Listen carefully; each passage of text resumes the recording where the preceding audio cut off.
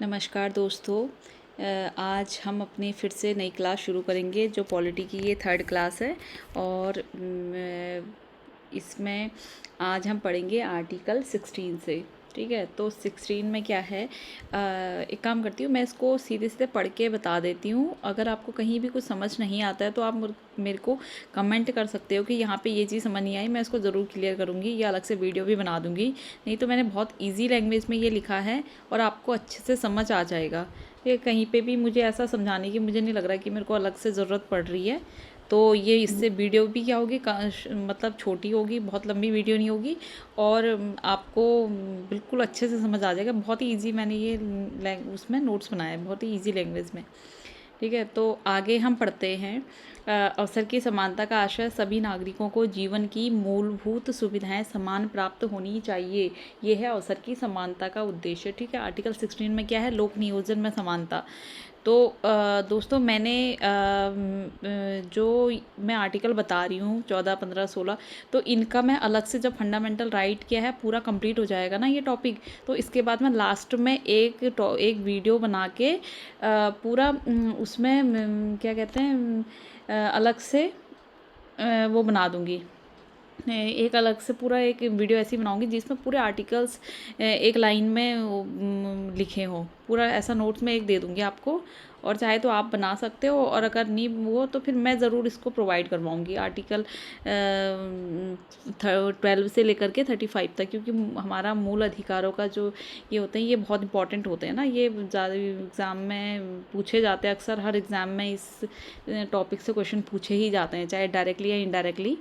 तो इसको आप अभी सिर्फ डिटेल में एक स्टोरी के तहत आप ऐसे पढ़ो, इसे समझो, मतलब कि क्या है, क्या हमारे जिन्होंने ये हमें अधिकार दिए हैं, संविधान निर्माता थे जो, उन्होंने उनका उद्देश्य क्या था, इन अधिकारों को हमें देने का उद्देश्य क्या था। तो आपको ये चीज़ अच्छे से समझनी है, अभी आपको समझना है, याद करने पे आप ज़्यादा ध्यान मत दीजिए।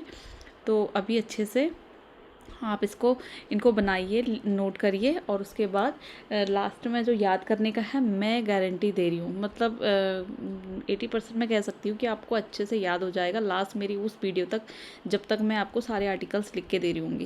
लास्ट जब वो वीडियो आपके सामने आएगी तो आपको याद करने की अलग से ज़रूरत नहीं पड़ेगी, आपको खुद दिमाग में क्या हो जाएगा, बिल्कुल मतलब सेट हो जाएगा। ठीक है, तो अब शुरुआत करते हैं इसकी अवसर की समानता से। तो अवसर की समानता मतलब क्या है कि जीवन की मूलभूत सुविधाएं समान प्राप्त होनी चाहिए नागरिकों को। जीवन के प्रत्येक क्षेत्र और प्रत्येक परिस्थिति में समानता संभव नहीं है, ये मैंने पिछली वीडियो में बताया है।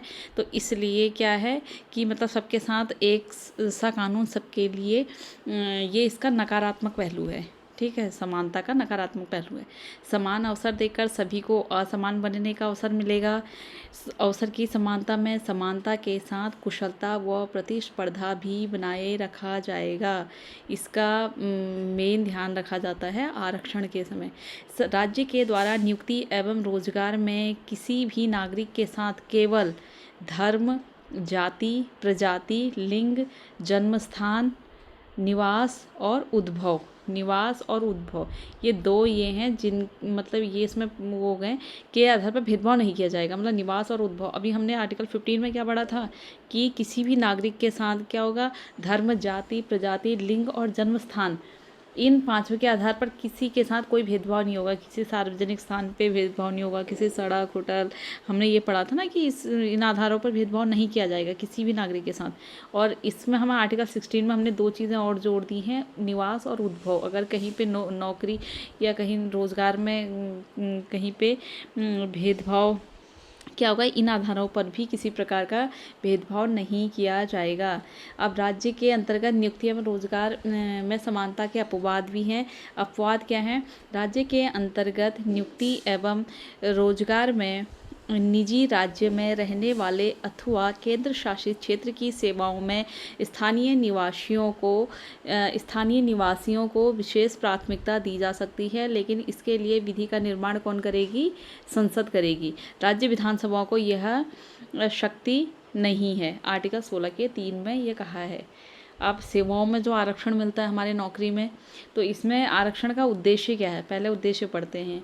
उद्देश्य मेन है, आप वीडियो पॉज करके अच्छे से नोट कर सकते हो, उसको आप नोट कर लीजिएगा। मैं थोड़ा शॉर्ट बता देती हूँ, क्योंकि फिर उससे क्या हो रहा है, वीडियो ज़्यादा लंबी हो जाती है। ठीक है, तो उद्देश्य क्या क्या है, अवसर की जो समानता है उसको सुदृढ़ बनाना, सामाजिक न्याय की स्थापना करना, और समाज के जो वंचित वर्ग हैं उनका सशक्तिकरण। ये 3 मुख्य उद्देश्य हैं आरक्षण के। अगर किसी को आरक्षण, आजकल क्या हो रहा है, हर कोई वर्ग क्या हो रहा है, अपने लिए आरक्षण की मांग कर रहा है, लेकिन असल में आरक्षण का उद्देश्य ये है, अगर वो समाज में शक्तिशाली है, उनकी अच्छी खासी पराकाष्ठा उसमें है, तो फिर उन्हें उसकी ज़रूरत नहीं है। ठीक है, और सामाजिक न्याय क्यों है, क्योंकि जो संसाधन है वो सबका उन पर अधिकार होता है, और उनका आवंटन क्या होता है, सभी वर्गों में समान रूप से होना चाहिए। तो इसके लिए क्या है कि सामाजिक न्याय की, तो ये उद्देश्य क्या क्या है, अवसर की समानता को सुदृढ़ करना, सामाजिक न्याय की स्थापना करना, और वंचित वर्गों का सशक्तिकरण।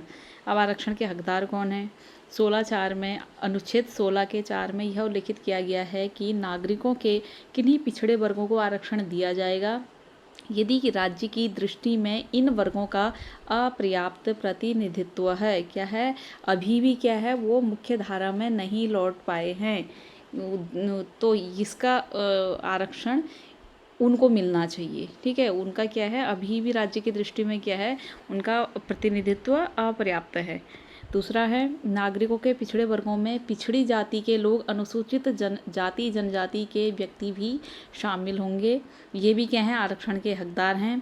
और 103वें संविधान संशोधन के द्वारा आर्थिक रूप में पिछड़े वर्गों को भी आरक्षण प्रदान किया गया है, जो 10% से अधिक नहीं होगा। आर्टिकल 16 का 6 के